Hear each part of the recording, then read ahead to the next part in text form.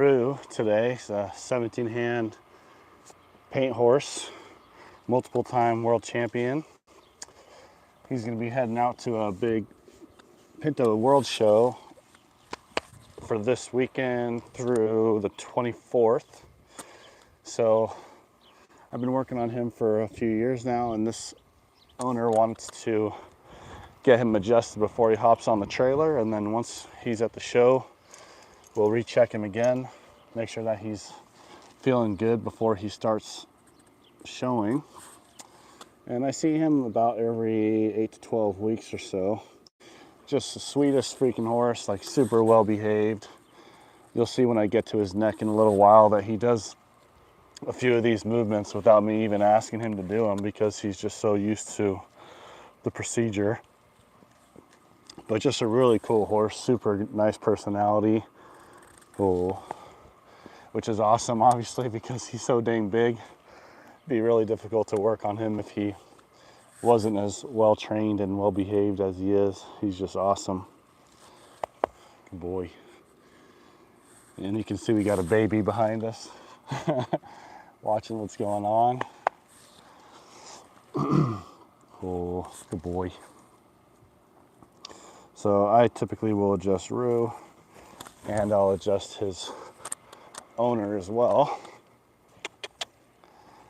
Good boy. And obviously he's really tall, so you know, for horses like him, you got to be able to use a lot of leverage, and just the height of his body and the length of his legs allows me to use a lot of leverage just by getting low like this, especially in the pelvis. And he usually has a couple things in the hind end. That was just a little adjustment of the SI joint. But he'll usually have SI stuff and hip stuff. And this is all just maintenance for him. You know, the owner can feel when he's not moving right, and so sometimes she'll have me out to help with some movement issues. And he usually has stuff going on in his pole and in his lower neck. There we go. A little release in his wither right there, just with flexing his back. I like to use a lot of these pressure points to check their motion, because with these pressure points, you're literally asking the horse to do the movement on their own. Just like this one, I'm asking him to drop his pelvis down and forward, which is what the pelvis does when he extends the hind legs. So granted, it's usually happening one side at a time, because when they're moving, one leg's going back behind and one leg's coming forward. But using these pressure points, I can check and make sure that the sacrum, which is a big triangular bone in the pelvis, is clear to drop down and forward on both sides. I don't have to check one side at a time. And if they move really well with these pressure points, then it saves me the need to go in there and move them around manually. And when you're working with a big horse like this, that's a really good thing. So he seems to be moving pretty well in his hind end. So I'm going to come up here and just check. I want to check this SI joint and extension as well. So I'm going to make him either square or bring that right leg a little bit behind. So as long as he's square, that's fine. And I just want to see a little bit of springiness back here, just like that. And then I want to check the other side and make sure that I'm getting that same movement as well. And if there's hesitation, if there's restriction in the form of stiffness going behind, then I will adjust this side going the other direction. And you can see that's really nice and loose, nice and springy. I'm not just gonna do an adjustment for the sake of doing it if the movement of the joint feels really good. So nothing else to do back there. And I will check the legs, but for now I'm just checking movement of the pelvis, motion through the SI joints, and making sure that sacrum is moving like it's supposed to. Good boy. I'm gonna give this side a little bit of a stretch. This usually feels good for him. And I'm just using my body weight to kind of lean into the point of the hip while I'm pushing it in an upwards and backwards motion. And I'm just feeling that's comfortable, that there's no muscles that are spasming around my pressure. And that's all really nice. So when I check his range of motion in his neck, I want to see him come around and touch the shoulder. And see, this is the one where he already knows what I'm going to be doing. So you can see him anticipating what I'm going to ask, and he'll go all the way around and touch as soon as I put my foot up all the way underneath of him. So he'll come around, touch the shoulder. And usually I have to come around and touch on horses like that. But for him, he just comes around and touches really easily, really nicely. And the great thing about him whipping his head around like that is if there's a segment in his neck that's not moving properly, when he whips around like that, you're going to hear a bunch of releases, and that's going to help those areas, those facet joints, there we go, to loosen up. There's a little bit of one right there. And he had a little bit of different motion going to the left shoulder than the right. So I'm going to ask him to do that one again. All right, I have you back. All right, sorry about that, guys. My phone overheated, so had to put it in the shade for a second. And I was just checking his neck, and if you were watching a minute ago, you could see that he was a little bit sluggish coming around to the left. And also the movement wasn't quite what you wanted. So I'm going to check this again. There's a go. And there's a big release there too. Good. That's what I want. So before he was kind of pulling his head up, like he was doing this and then coming around. And I just want him to break over, rotate, and drop. I don't want any head movement coming up like that. So I'm going to recheck the right side. Every time I do an adjustment or I get a release in one direction, good boy, I'm going to get him to come back around to the other direction as well. So now I'm going to do this one more time. Boom. They're still struggling, right? He's not really touching my hand over here. He's going way down there. He's not able to come around and touch. So I got to do a few things over here and see if I can get him to correct that movement. And really that's all I'm doing with chiropractic work, is I'm trying to normalize motion. I don't really care about the pops. I mean, we get the pops a lot, but that's just a result of what happens when you stretch a joint capsule quickly beyond the point where it's able to maintain the nitrogen gas bubble that's in the joint. So it's just like when you crack your knuckles, you get those pops. That's just nitrogen gas escaping from the joint capsule. And if you wait 15 to 20 minutes, you can pop it again because that bubble has reformed. And it's the same thing with these guys. But it feels good when you get that joint to pop, because you get a little bit of an endorphin rush. So people like to hear the pops in their horses, but really it doesn't have a whole lot to do with the adjustment itself and the position of the joints. Yeah, so he's really not liking that pressure at his pole. So the motion always tells you where the problem is. So I always check with those pressure points first to see how he's wanting to move. And if it's not how he should move, then I know I got to go in there and look at something. Oh, there we go. That was a big one. Perfect. And when I do adjustments like that, people will ask me, did you get it? And what they mean is, I didn't hear a pop, so did the adjustment work? And that's why I like to explain and educate people about what that pop is, because the pop doesn't have anything to do with the position of the joint. But if I can get that joint to release and I can get that bone to move, which you can feel when you're doing an adjustment, then I can come over, recheck the movement, and make sure that I helped him improve that motion. So I'm going to come back over here. There we go. And he's still has something going on in flexion and rotation to the left. It's a little bit better, but it's definitely not where I want it to be. So I'm going to check this lower neck too and see if there's something down here. And I can already feel that his C5, C6 needs to be adjusted too. A little bit up here as well. So I'm just going to put a little bit of pressure right through that joint with the heel of my hand.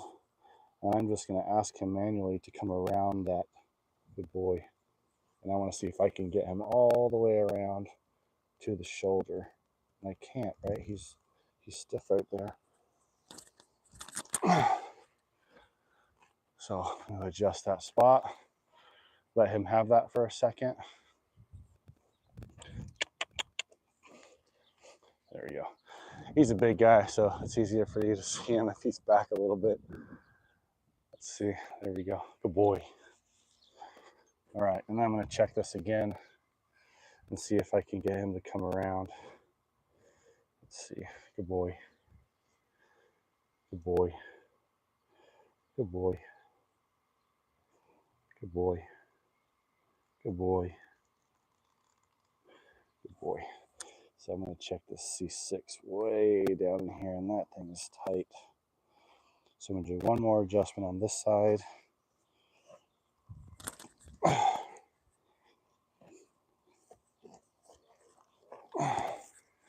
All right.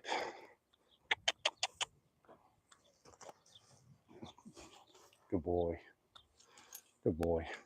All right, so I'm going to recheck him to the right, and I'm going to recheck him back to the left again.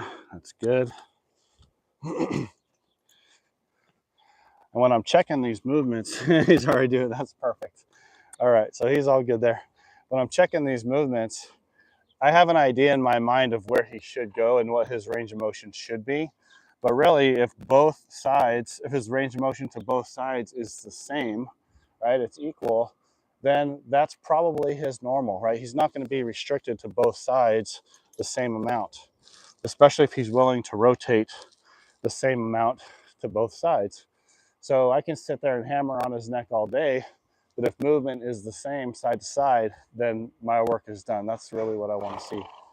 There we go. Big deep breath there. So that's great. And then after I check range of motion to the side, I want to see how he is in flexion and extension. So I'm going to bring his head up like this. A little bit of a fuss and extension. So let's check him down towards this chest and flexion. And let's see if he'll bring his nose down here for me. Good boy. Good boy. Yeah, so he's a little bit of a mess today. Good boy. That's good. Move his butt around here. Good boy. All right, so I'm going to bring him down like this and adjust this inflection. Oh, there we go. Good boy. That was huge. All right, so when I get a big release like that, I'm just going to let him have his head for a second. You'll see them doing a lot of licking and chewing, and they'll shake and yawn, and the eyes will get soft. Just big deep breath with the head shake. So I just like to give them a little bit of time, let them integrate that adjustment, and then I'll do the next thing. So Rue always loves it when I stretch his head and neck on my shoulder. His eyes are getting pretty heavy right there. Let's see. You can see he's getting a little drowsy. Oh, it's a good boy. It's a good boy. All right, so I'm going to, let's see. Oh, hey, from Ireland. That's pretty cool. Thank you for joining my live. Appreciate it. Sorry, guys, it's hard to see the comments on here, so I will answer any comments I can when I'm done with the video. So check back at the actual video page later on and try to get to all your questions. All right, I'm going to bring his head on my shoulder. Let's see if he'll extend his pole for me. Good boy. And he's usually really good with this one, but you can see when I tried to bring his head up before, he was not really having it. So my expectations are a little low right now. There we go. But usually if you just ask him nice and slowly, you don't put a lot of pressure, you just kind of follow his head down and then ask him for a little bit more. Good boy. And he'll come down and really enjoy this one. Good boy. There we go. So he's relaxing. I can feel his head dropping on my shoulder. Good boy. Coming down a little bit at a time. Good boy. Let me give this a good stretch here. Good boy. Good boy. And when I feel him drop a little bit more is that I'm going to do the adjustment. Oh, he has other plans. So I'm just going to hang on here for a second. Good boy. Oh, there we go. Good. There we go. That's a good boy. So you think that his size would make it a little bit more difficult for him to be adjusted. But as long as you're tall enough, his height allows me to really put all my body weight, or as much of my body weight, into that joint as I need to. And then all I have to do is really get that joint to its end range and then drop onto that joint to get it to release.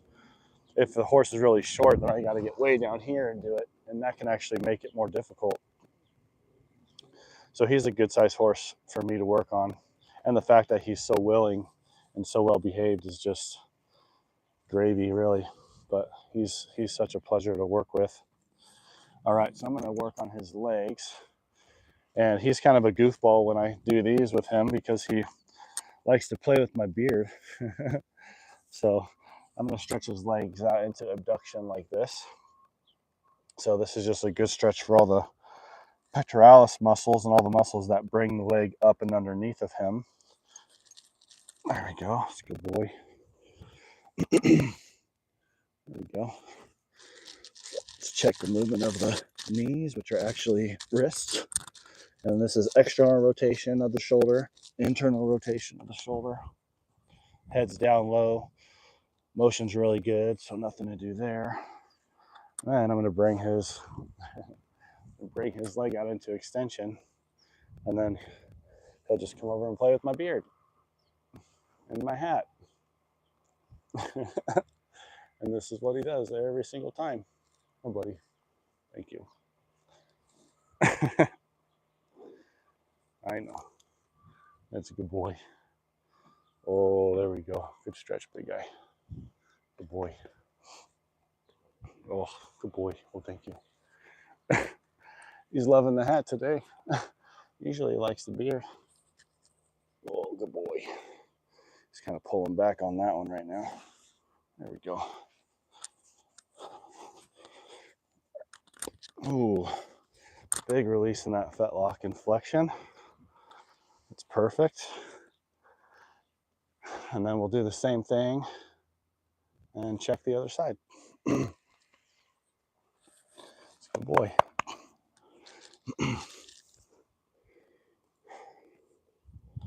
So I'm checking these joints, checking the range of motion.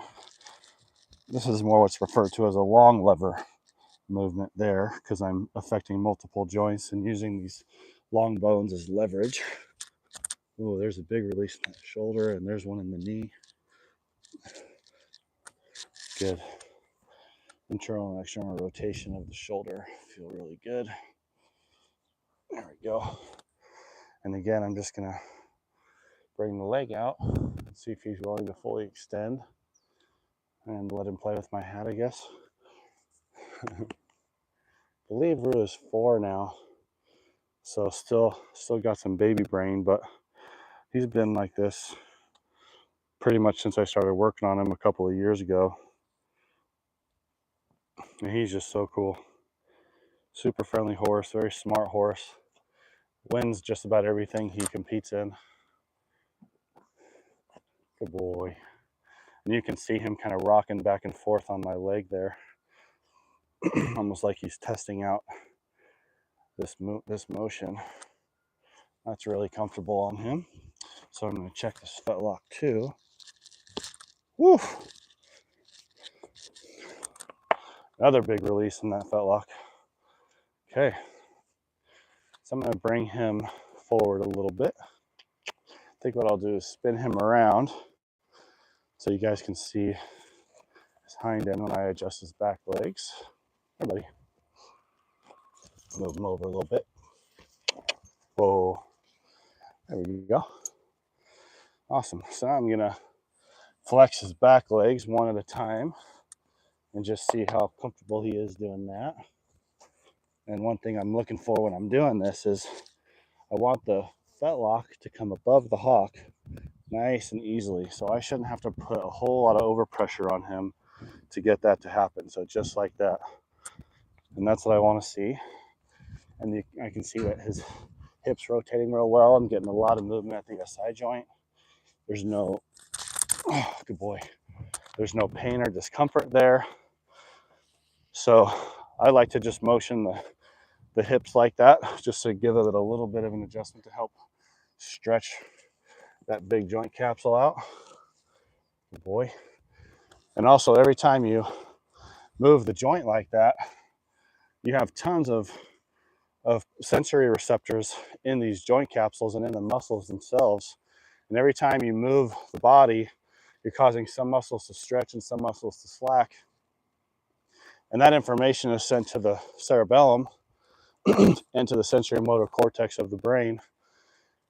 And the cerebellum, which is responsible for balance and coordination, now knows more accurately the positions of those joints based on the information that the muscles were sending to the brain. And there's also sensory receptors in the joint capsule that are sending positional information as well. And the more information the cerebellum and the sensory motor cortex get, the more accurately he knows where his feet are, and the better he's able to place those feet and move his body, because he's got all this communication going back and forth from his brain to his body. And that's probably the biggest benefit of chiropractic care structurally, is that they're better able to determine the positions of their bodies in space, and therefore they're better able to control and move their bodies. So even if they don't need to be adjusted, so some people will say, my horse doesn't need to be adjusted, he's fine. Well, that's true. He might not need to be adjusted, but the benefit of having their bodies moved around like this neurologically is just huge. It cannot be overstated, especially if you have a performance horse and you're trying to get the most out of that performance horse.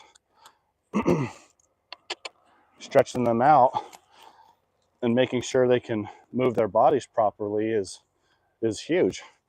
And even if they're moving okay, you're probably not getting the most out of your horse if you're not having them worked on. So got to get them maintenance and help them help you type of a thing. Good boy. See, he's a little fussy back here. Oh, good boy. Might just be because of the flies are kind of getting on him up underneath here. Good boy. All right, and the last thing I want to do for him is I want to stretch out his TMJs. TMJs stands for temporomandibular joints. So they have their temporal bone up here, and they have their mandible, and the TMJ is right here, temporomandibular joint. So it's connecting those two bones.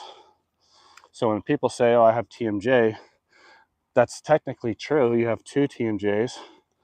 But if you have a problem with your TMJs, then it's called TMJD, which is temporomandibular dysfunction, or you can get temporomandibular joint disease. Just depends on what's going on. But it's a very, very important joint when it comes to movements, because if there's asymmetrical tension across the TMJs from one side to the other, that tells the brain that there must be a head tilt. Because if I'm tilting my head to the left, there's a lot more tension on the high side TMJ than there is on the bottom side, and vice versa. If I have a tilt to the right, there's a lot more tension on the left side. So if you have a head tilt like this, and granted, I'm over exaggerating the head tilt, but if it's even off a little bit, what the body's going to naturally want to do is get those eyes level. And if the head's tilted, or the TMJs have that asymmetrical pressure, and therefore the brain thinks the head is tilted, it's going to drop the shoulder to get that tension to be equalized across the TMJ. But now you have a head tilt or an eye tilt, and the brain's primary reflex is called the righting reflex, and that's just a reflex to get the eyes level with the horizon. And in prey animals, that's even more important, because if their head's tilted, they can't see over here, right? They can't see and make sure there's no predators over there. So what will happen is the body will do all of these compensations to get the eyes level and balance the tension across the TMJ. But if you have a performance horse and they're doing that, now you're going to have compensations down the rest of the body, because they have to perform with this crazy head tilt. And you'll think you have issues in your horses in certain places, but it's all being caused by this compensatory nature of the horse to do whatever it needs to do to get its eyes level. So that's why no matter, if I come out to work on a horse and somebody says, my horse won't extend its right hind, or its right shoulder is tight, or whatever the case may be, they have lead change problems, whatever it is, I still check the entire horse, because most of the time, I think when somebody can finally see a problem, that's only happening because the horse can no longer compensate for what's going on somewhere else. So I want to make sure that I clear up the main cause of what's going on and not just clear up the compensation, because if I clear up the compensation, what I'm doing is I'm actually making the initial problem or the main problem worse, because now the horse, well, now the horse doesn't have anything that's compensating for what's going on, and that main problem is just going to continue to get worse and worse and worse. So you got to check and adjust the whole horse as needed, regardless of the chief complaint. Hope that makes sense. And I always stretch both TMJs, and I want to see him extend his pole, rotate his head a little bit to that side, away from my pressure, and then hold his mouth open for a split second and really go left to right with the mandible. So I'm just waiting for him to do that left to right movement. Kind of fussing on this side a little bit. There we go. And then I let him go. Perfect. Good boy. So he'll be in Oklahoma this weekend, competing at the Pinto World Championships.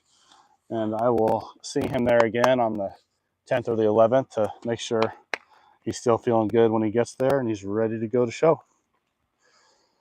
Awesome. And if you guys don't mind liking the video and hitting that subscribe button for me, I would greatly appreciate it. And like I said, if you have any questions or if you posted any questions or comments, I will go back to the video this afternoon and I'll reply to all of them. And I appreciate you guys being on the live today. Thanks again. Have a great day.